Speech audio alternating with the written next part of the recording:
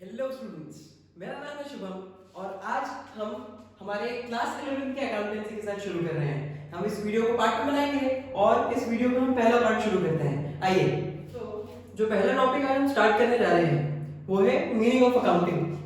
Accounting का meaning ऐसा part है हमारे सिलेबस का जिसके एक एक कंपोनेंट को खत्म कर देने के बाद में हमारा पूरा सिलेबस खत्म हो जाएगा। चलिए आज मीनिंग के साथ स्टार्ट करते हैं। अकाउंटिंग क्या है? तो अकाउंटिंग एक प्रोसेस है बच्चों। Accounting is a process. किस चीज की प्रोसेस है? तो accounting is a process of identifying. क्या करना होता है अकाउंटिंग का मतलब? बेसिकली हम अकाउंटिंग में क्या करते हैं? हिसाब किताब। तो जब हिसाब किताब करना होता है तो किन्हीं ट्रांजैक्शंस का करना होता है। तो जैसे ही एक ट्रांजैक्शन बुक्स ऑफ अकाउंट में एंटर करता है तो उसको हमें सबसे पहले करना पड़ता है आइडेंटिफाई। मैं इसका एक सटीक रीजन देता हूं एक छोटे से एग्जांपल के साथ में कि अगर मान लीजिए मेरी दुकान पर एक एम्प्लॉय काम करता है राजू, और राजू को मैं वेजेस पे करता हूं, तो उसको जो मैं वेजेस पे करता हूं they can be expressed in terms of money, और जो चीजें मनी में एक्सप्रेस हो सकती हैं उन्हीं का हम हिसाब किताब कर सकते हैं, बराबर। बट अगर मैं बोलूं मेरी दुकान पर राजू काम करता है और राजू बहुत ही बढ़िया काम करता है, तो मैं बढ़िया काम करता है, राजू अच्छा है, ये सब उसकी क्वालिटी है। तो जो क्वालिटी है क्या मैं उसको ट्रांजैक्शन की तरह लिख सकता हूं? बिल्कुल भी नहीं। इसीलिए बोला जाता है जैसे ही ट्रांजैक्शन बुक्स ऑफ अकाउंट में एंटर होता है तो सबसे पहले क्या करना है? उसको आइडेंटिफिकेशन करना है। और जैसे आप आइडेंटिफिकेशन की बात करते हैं मतलब आपको ये चेक करना है कि ये जो ट्रांजैक्शन बुक्स ऑफ अकाउंट में एंटर किया है ये मनी में एक्सप्रेस हो सकता है या नहीं। मतलब बेसिकली देखा जाए तो ये मॉनेटरी नेचर का है या नहीं, because only those transactions can be recorded in the books of account which can be expressed in terms of money। ठीक है। दूसरा क्या करते हैं सर? एक बार आपने ये पहचान लिया कि ट्रांजैक्शन मॉनेटरी नेचर का है तो फिर आप उसको क्या करते हैं? रिकॉर्ड करते हैं। और अभी खैर बहुत ज्यादा इसके ऊपर फोकस डालने की जरूरत नहीं है। मैं सिर्फ ये बताना चाहता हूं कि जहां पर आप रिकॉर्ड करते हैं उन बुक्स को हम बोलते हैं जर्नल। क्या बोलते हैं? जर्नल। ठीक है। सो रिकॉर्डिंग क्या करते हैं? अब एक बिजनेस में वेरियस टाइप्स ऑफ ट्रांजैक्शन हो सकते हैं, जैसे कि परचेज हो सकती है, दुकान खुली है कुछ खरीदूंगा तभी बेचूंगा तो परचेज हो सकती है। सामान क्या हो सकता है? सेल्स हो सकती है, बिक्री, खरीदी। कुछ खर्चे हो सकते हैं, एक्सपेंसेस। कुछ कमाई हो सकती है, इनकम। तो जितने भी तरह के ट्रांजैक्शंस होते हैं मैं उनको एक जगह पर इकट्ठा ट्रांजैक्शंस की तरह रिकॉर्ड कर लेता हूं। कहां पर? जर्नल में। क्या होती है? रिकॉर्डिंग। तो बेसिकली मैंने रिकॉर्डिंग जो जर्नल में की उसमें मैंने किया क्या? मैंने सभी ट्रांजैक्शंस को एक जगह पर इकट्ठा कर लिया, रिकॉर्ड कर लिया। इसको हमने बोला जर्नल। आगे जो बात कर रहे हैं वो क्या है? क्लासिफाइंग। क्लासिफाइंग बोले तो अब जो ट्रांजैक्शंस की मैंने खिचड़ी बना ली थी एक ही जगह पर, मैंने बुक्स ऑफ अकाउंट ली, यहां पर मैंने ट्रांजैक्शंस को रिकॉर्ड किया, इकट्ठा कर लिया। अब इन ट्रांजैक्शंस को मैं अलग अलग करूंगा। ऐसा क्यों?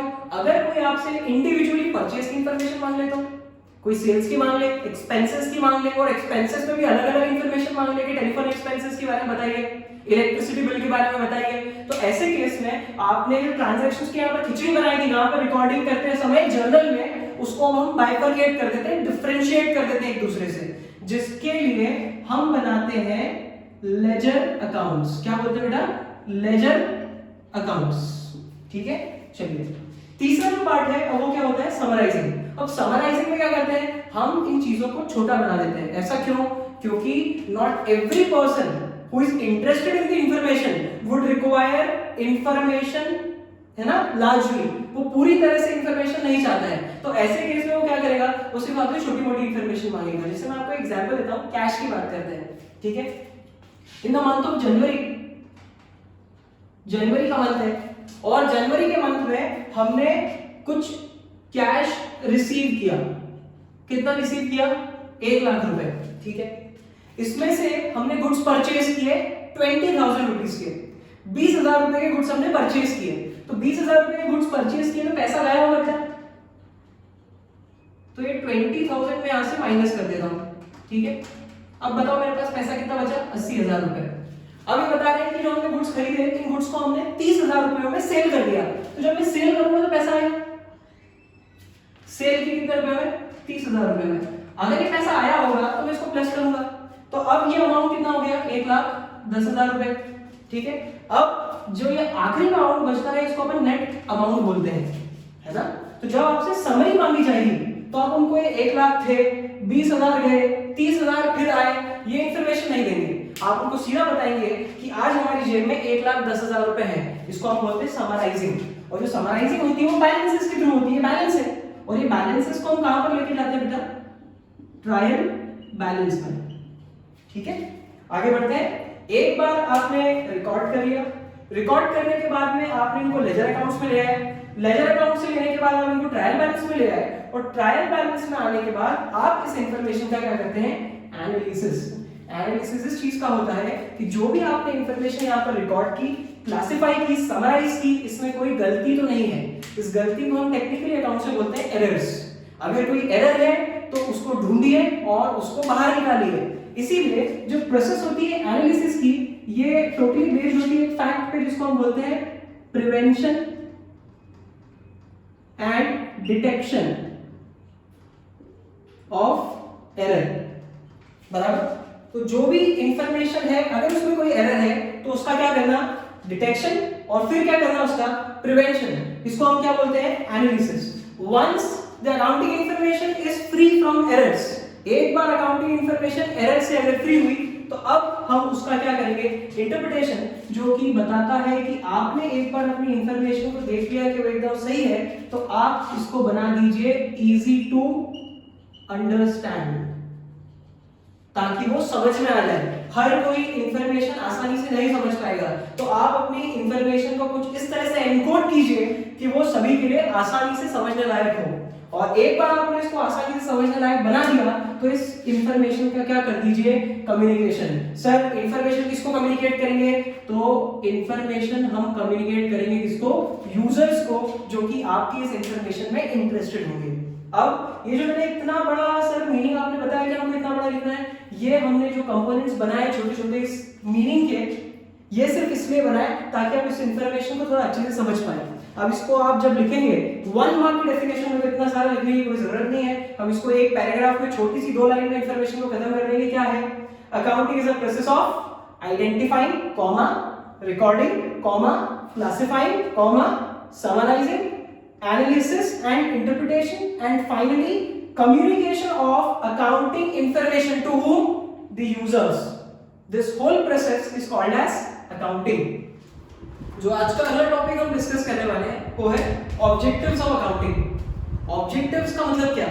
ऑब्जेक्टिव का मतलब है क्या पर्पस है जिसके कारण हम अकाउंटिंग करने जा रहे हैं।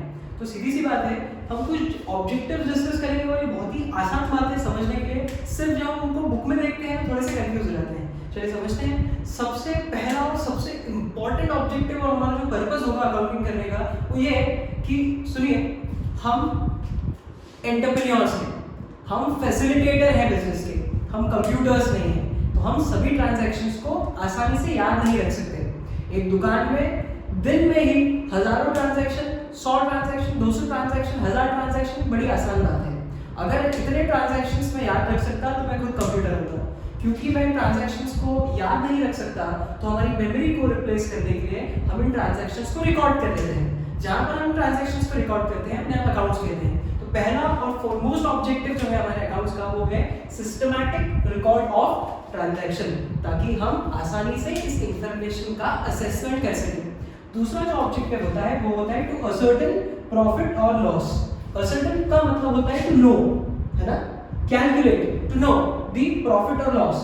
कोई भी एंटरप्रेन्योर, कोई भी ओनर एक बिजनेस सेटअप करता है not for the purpose of social welfare but to earn profit. और जैसे ही मैं प्रॉफिट की बात करता हूं तो देखिए, अगर एक कंपनी को, एक ऑर्गेनाइजेशन को प्रॉफिट हो सकता है तो उस ऑर्गेनाइजेशन को लॉस भी हो सकता है। और अपनी परफॉर्मेंस को टेस्ट करने के लिए हमेशा एक ऑर्गेनाइजेशन को या तो निकालना पड़ेगा प्रॉफिट या निकालना पड़ेगा लॉस, बराबर। तो अपनी परफॉर्मेंस को असेस करने के लिए हम अकाउंटिंग की मदद से निकालते हैं प्रॉफिट या लॉस। जो तुम्हारा दूसरा ऑब्जेक्टिव था वो हुआ टू असर्टेन प्रॉफिट और लॉस। चलिए, तीसरा जो ऑब्जेक्टिव की हम आज बात कर रहे हैं वो क्या है? फाइनेंशियल पोजीशन, हमारी आर्थिक अवस्था। आर्थिक अवस्था कैसे निकाली जाती है कि आपके ऑर्गेनाइजेशन में प्रॉफिट्स और लॉसेस तो है, क्या आपकी ऑर्गेनाइजेशन ग्रो कर रही है, क्या आपकी ऑर्गेनाइजेशन में कैश फ्लो पोजीशन अच्छी है, क्या आपकी ऑर्गेनाइजेशन दूसरी ऑर्गेनाइजेशन की कंपैरिजन में अच्छा काम कर रही है। ये हमारी फाइनेंशियल पोजीशन होती है। इस फाइनेंशियल पोजीशन को भी पता करना बहुत जरूरी है अगर आप एक बिजनेस को रन कर रहे हैं कोऑपरेटिव सोसाइटी में। तो ठीक है, तो हमारा तीसरा ऑब्जेक्टिव होता है वो क्या होता है, टू असर्टेन फाइनेंशियल पोजीशन। चौथा ऑब्जेक्टिव बड़ा इंटरेस्टिंग है। अब ये ऑब्जेक्टिव बताता है कंपैरिजन को फैसिलिटेट करता है हमारा अकाउंटिंग। कैसे? अब इसको समझने के लिए हम कंपैरिजन के दो पार्ट्स कर देते हैं। कंपैरिजन एक अकाउंटिंग के बेस पर अगर बात करूं तो दो तरह के होते हैं, एक होता है इंट्रा फर्म कंपैरिजन और एक होता है इंटर फर्म कंपैरिजन। सर इन दोनों में क्या डिफरेंस है? चलिए मैं आपको एक छोटा सा एग्जांपल लेता हूं, फिर मैं उसको आपको अकाउंटिंग की भाषा में, बिजनेस की भाषा में समझाऊंगा। कई बार ऐसा होता है कि हम एक पर्टिकुलर क्लास में, for example you are in class 10th और आपका फर्स्ट यूनिट टेस्ट हुआ और इस फर्स्ट यूनिट टेस्ट में आपने 60% स्कोर किया, ठीक है, और आप 2019 में क्लास 10th में थे, बराबर।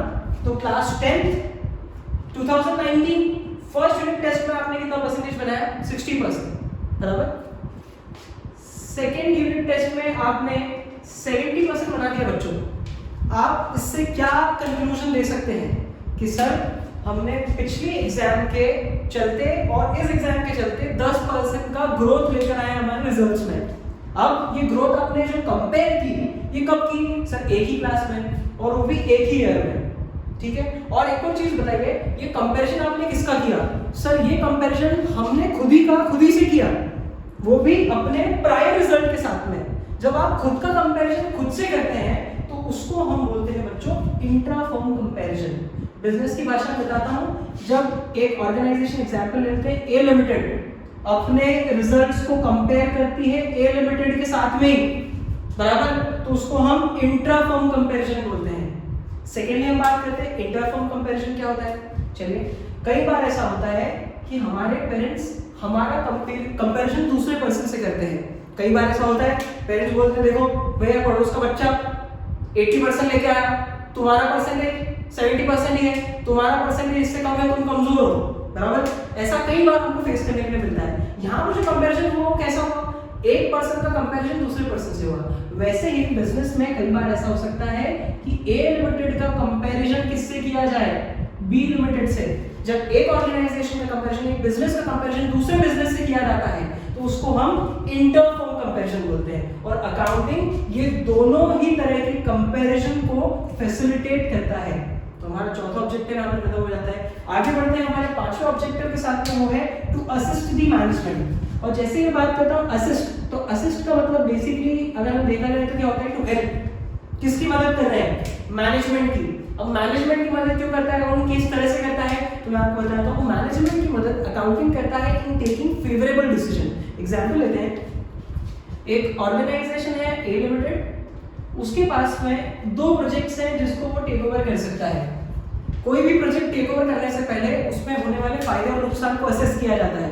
अगर कोई प्रोजेक्ट फायदे का नहीं है तो मैं उसमें हाथ ही क्यों डालूंगा, और दूसरा अगर वो प्रोजेक्ट फायदे में भी है तो मैं उसके ऑल्टरनेटिव्स ढूंढूंगा। देखिए कैसे, एक है प्रोजेक्ट 1 और एक है प्रोजेक्ट 2।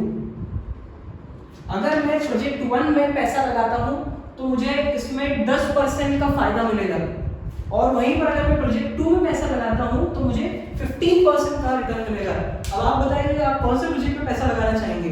सर बहुत सीधी सी बात है, किसमें पैसा लगाना चाहेंगे? प्रोजेक्ट 2 के अंदर। तो जब मैं एक डिसीजन ले रहा हूं तो मैं डिसीजन पे लेता हूं, जो डिसीजन यहाँ पर लेता है मैनेजमेंट, बराबर। और इस मैनेजमेंट के डिसीजन की हेल्प कौन करता है? Accounting by providing the necessary information. So basically अगर देखा जाए टू असिस्ट द मैनेजमेंट एक ऑब्जेक्टिव है, तो क्या बताता है? वो मैनेजमेंट की हेल्प करता है इन टेकिंग फेवरेबल डिसीजन। मैं सभी से एक रिक्वेस्ट करूंगा, जब भी हम ये चीजें पढ़ रहे हैं please take a copy and please take note of it. ये बहुत इंपॉर्टेंट है, अगर आप आज समझ के चलेंगे तो आपके लिए थोड़ा इजी होते जाएगा। चलिए आगे बढ़ते हैं। आज का वीडियो पसंद आया हो तो जल्दी से लाइक कर दीजिए, तो अपने दोस्तों के साथ इसे शेयर कर दीजिए और चैनल को सब्सक्राइब करना बिल्कुल मत भूलिएगा।